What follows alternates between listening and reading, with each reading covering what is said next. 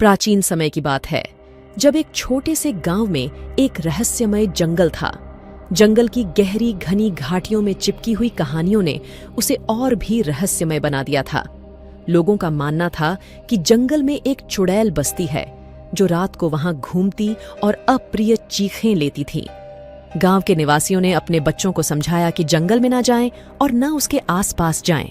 लेकिन एक बच्ची थी जिसका नाम तारा था, जो कि किसी भी बात को मानने के लिए बहुत ही उत्सुक और झिझांसू थी। वह हमेशा जंगल की तरफ देखती रहती थी और उसे जाना चाहती थी। एक रात जब वहां काली रात छाई हुई थी, तारा ने अपने घर से बाहर निकलकर जंगल की ओर देखा।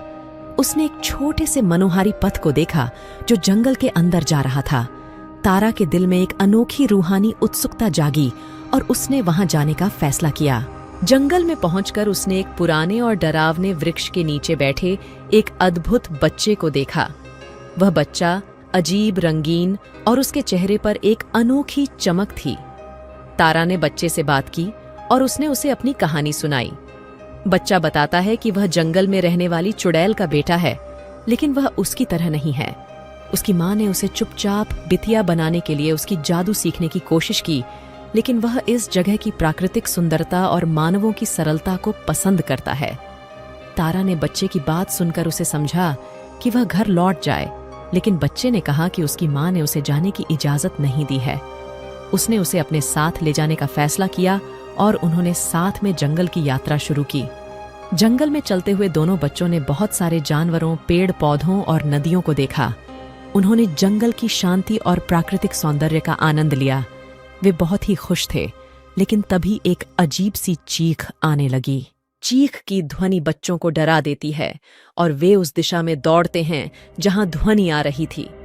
उन्होंने देखा कि वहां एक भूतिया महल था जिसमें एक डरावनी चुड़ैल बैठी थी।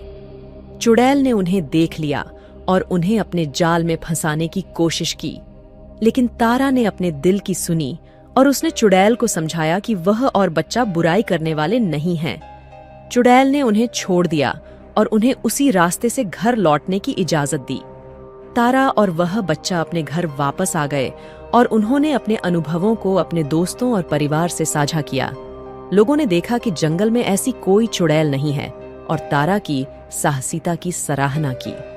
इसके बाद से तारा ने सभी को यह सिखाया कि किसी को भी बिना जांचे पड़ताल किए डरावने नहीं मानना चाहिए और उन्हें हमेशा ध्यान देना चाहिए। उसकी यह कहानी लोगों को सोचने पर मजबूर करती रही कि क्या वास्तव में जो दिखता है वह हमेशा सच नहीं होता। दोस्तों, ये थी कहानी तारा और विचारणीय बच्चे की। ऐसी ही रोचक कहानियां सुनने के लिए मेरे चैनल को सब्सक्राइब करना न भूलें। धन्यवाद।